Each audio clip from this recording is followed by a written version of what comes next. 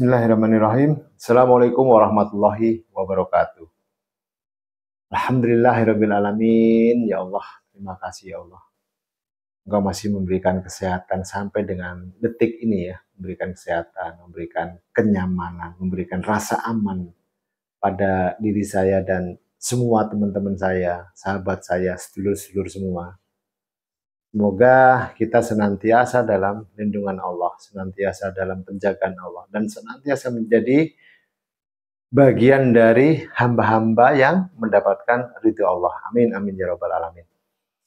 Kita akan meneruskan kajian kita sebelumnya ya, dimana ini saya terus terang sebenarnya pengen melanjutkan yang huruf Qaf ya, dimana bersumber atau berasal dari surat ke-50 yaitu surat Qaf, yang kemudian kita korelasikan atau kita rubah dia menjadi sebagai huruf, yaitu huruf Qaf yang merupakan huruf ke-21.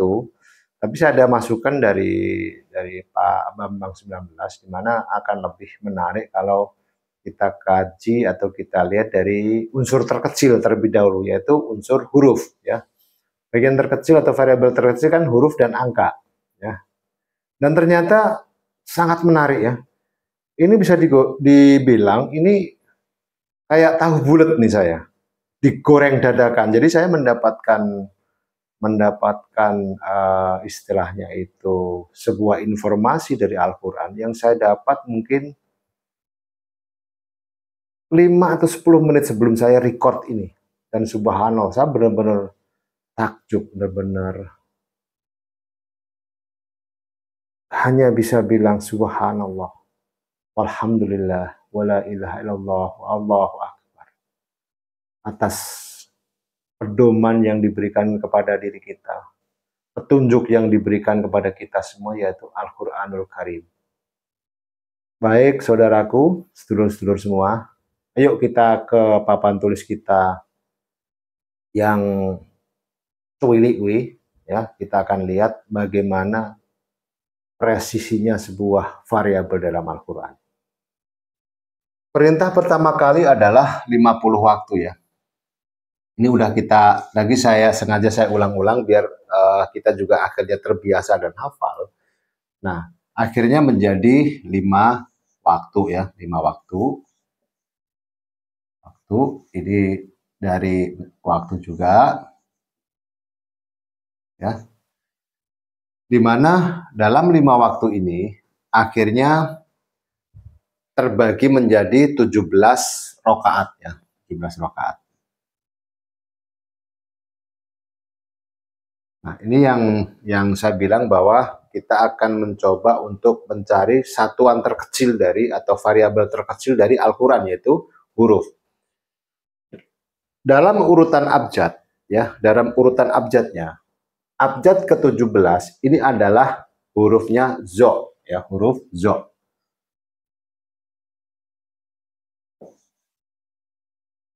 Huruf ke-17 itu adalah huruf zo. Ya, huruf ke-17 adalah huruf zo.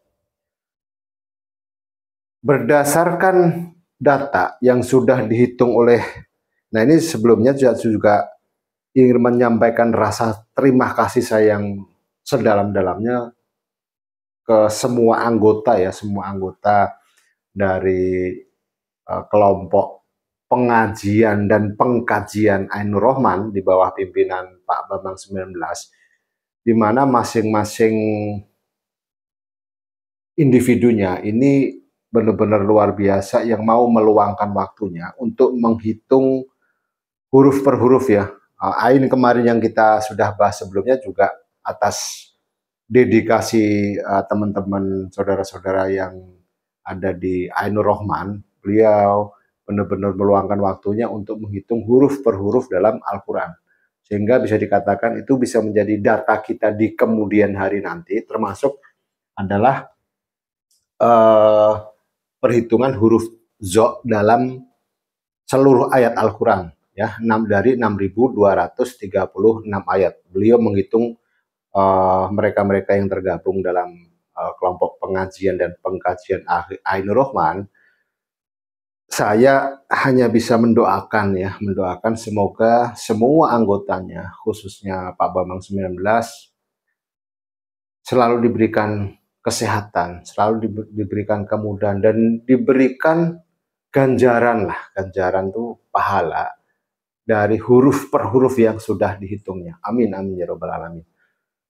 Di sini ya, kalau kita kembali lagi ke sini, dari perhitungan dari Al-Fatihah sampai dengan An-Nas ayat 6, dari Al-Fatihah ayat 1 sampai dengan ayat An-Nas ayat 6, jumlah huruf zo atau bisa dibilang jumlah keseluruhan Al-Quran, huruf zo adalah 853. Ada 853 huruf zo dalam seluruh ayat Al-Quran dari 6.236 ayat. Ada hal yang menarik di sini. Ada ya di sini ya, saya turunkan di sini. Ada 3 huruf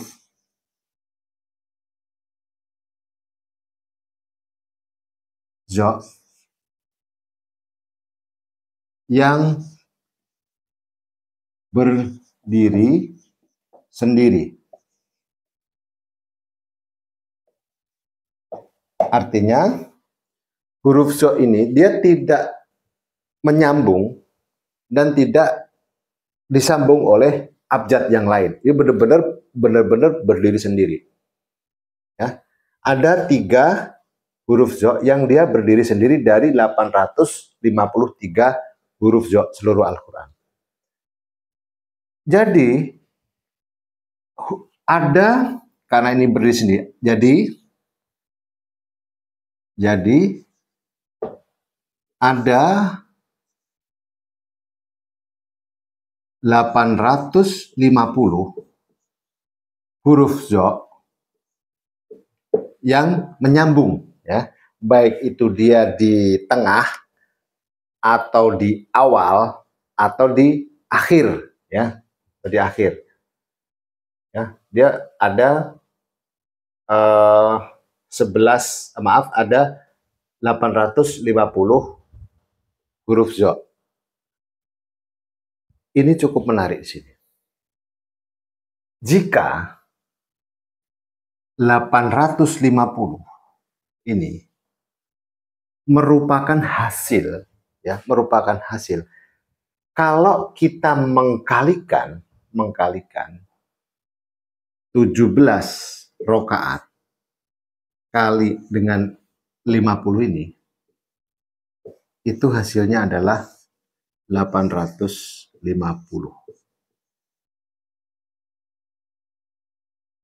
Ya.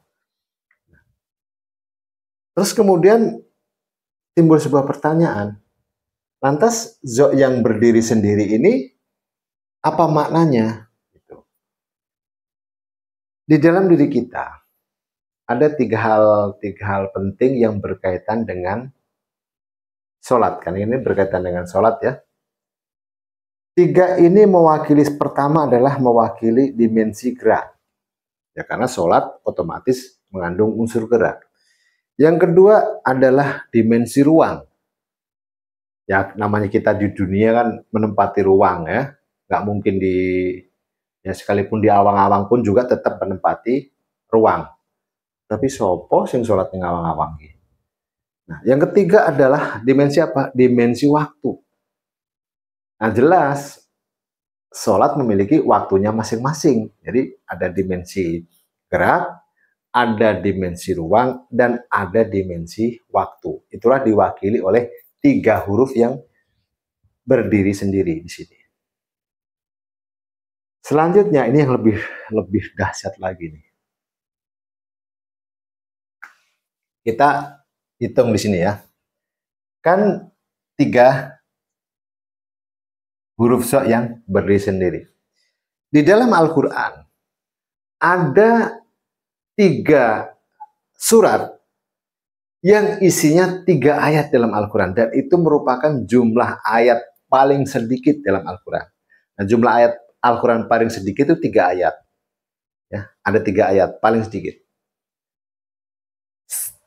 Surahnya adalah surat ke-103 itu Al-Asr. Yang kedua adalah surat 108 Al-Kautsar.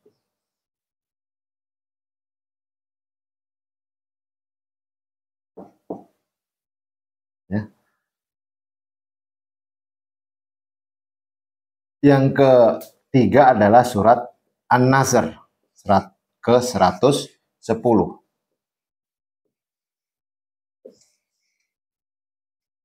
Surat An-Nasr. Ini semuanya 3 ayat, 3 ayat, 3 ayat.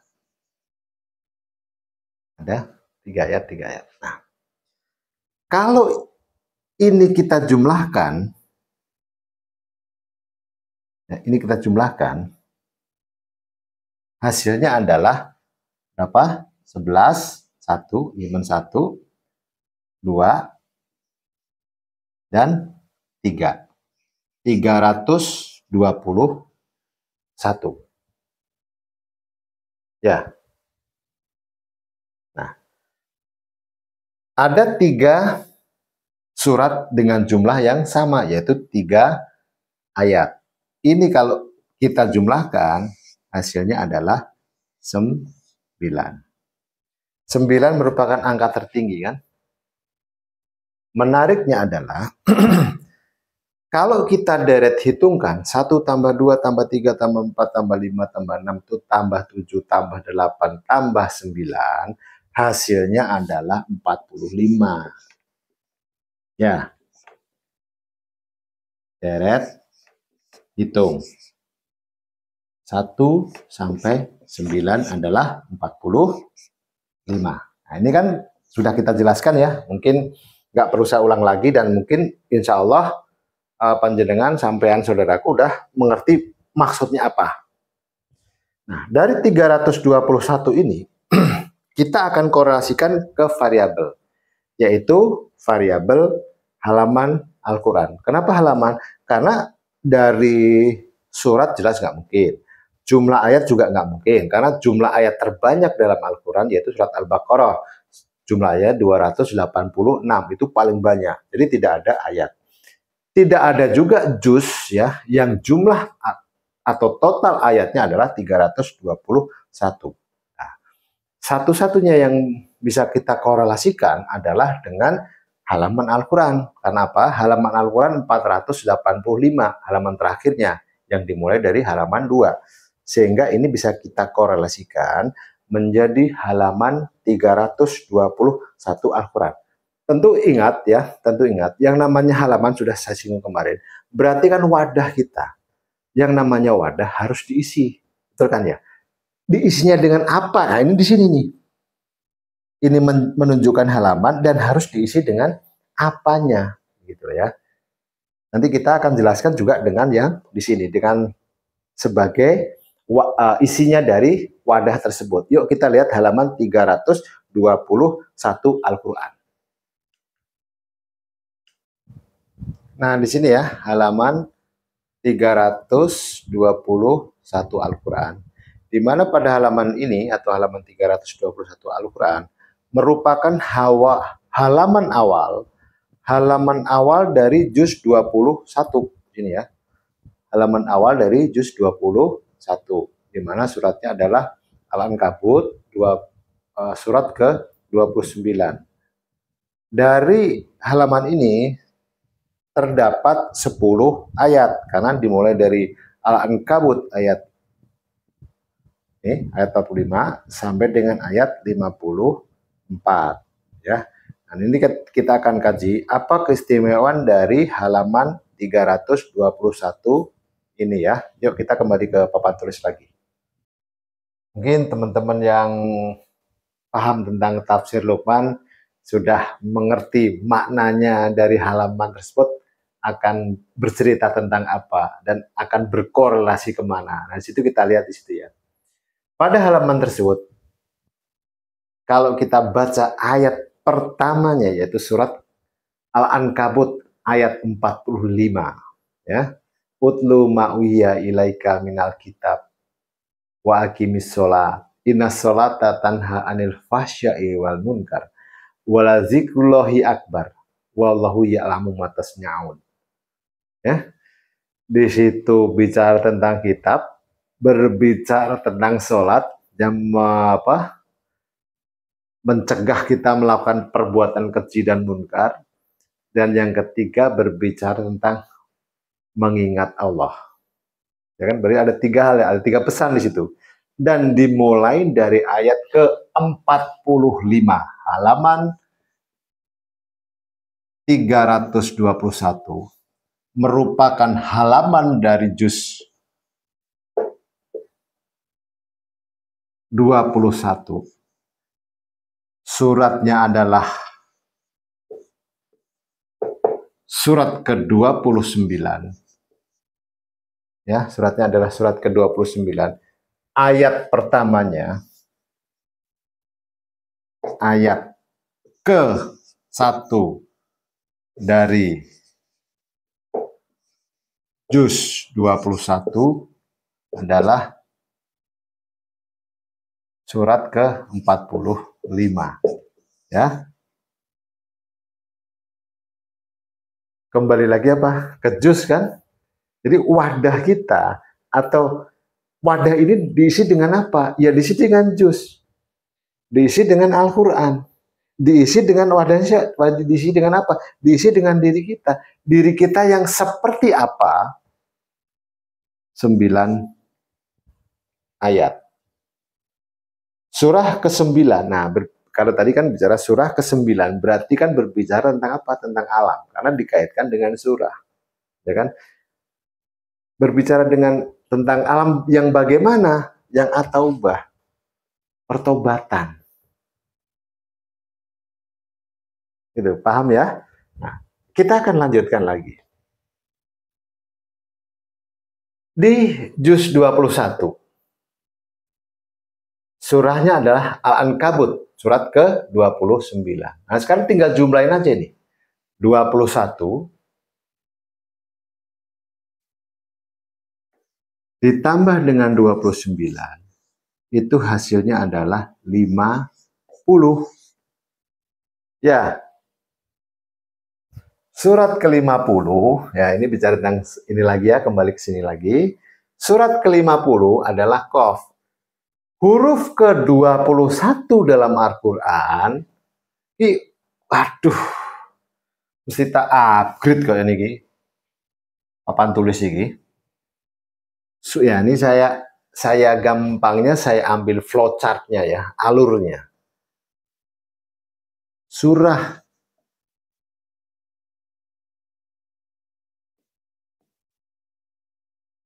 wes apa tak hapus aja. Wes tak hapus lah Pak ya, tak hapus aja ya. Biar ini enggak uel-uelan gini, malah jenengan malah mumet enggak malahan. Tak hapus, tak ulang yang pokok-pokoknya saja, yang penting-penting saja. Saya ulang dari yang penting-penting saja. Jadi bisa dibilang dari kesimpulan halaman 321 tersebut. Ya. Di sini ya, saya ulang sedikit. Halaman 321, yaitu juz 21, surahnya adalah surat ke-29, yaitu Al-Ankabut.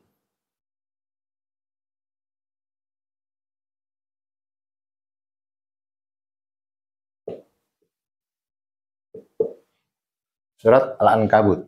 Ya. Yang dimulai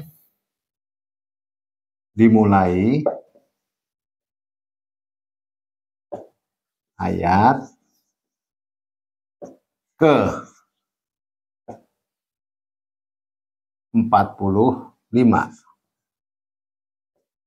Ya. Dimulai dari ayat ke-45. Sederhananya 21 tambah 29 itu adalah 50. Ya, surat ke-50 jumlah ayatnya adalah 45. Ya, inilah kenapa halaman di sini juga memiliki peranan dalam Al-Quran. Kalau halaman 321 dalam format 18 baris tidak berisi ini, ya kita nggak akan mendapatkan cerita yang berkorelasi dengan sholat itu sendiri. Ya, nah seperti saya bilang tadi, saya ulang, bahwa halaman ini adalah merupakan wadah atau tempat. Karena apa saya bilang tempat atau wadah? Karena kan di situ berisi ayat-ayat, berisi firman Allah. Nah, wadah dan yang harus kita isi itu apa? Ya tadi bahwa surat ke ini ya, juz 21 ya, juz 21 secara huruf ya, secara huruf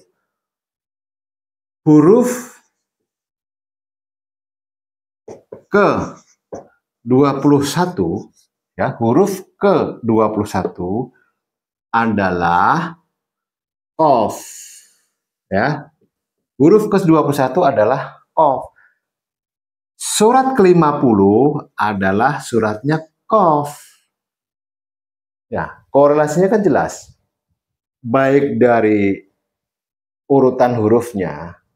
Kita bayangkan kalau misalnya zo ya, zo yang dari awal perhitungan kita bukan merupakan urutan ke-17 dalam urutan abjad, kita nggak akan mendapatkan perhitungan ini. Begitu juga kalau saja huruf qaf di sini bukan merupakan urutan ke-21, juga akan nggak dapat. Begitu juga di juz 21 dimulai dengan surat ke-45. Ya, sedangkan surat ke-45 sendiri di situ berbunyi utlu ma'uhiya ilaika minal kitab, Al-Qur'an. Wa aqimis sholat, sholat. Inna sholata tanha anil fasya'i wal munkar. Sholat menghindari perbuatan keji dan munkar. Wala zikrullahi akbar. Mengingat Allah. Nah, ini kan unsur-unsur yang sudah kita bahas sebelumnya. Kaitannya jelas. Kenapa? Awal dari juz 21 itu adalah ayat ke-45 dari surat Al-Ankabut. Kenapa enggak surat ke-46?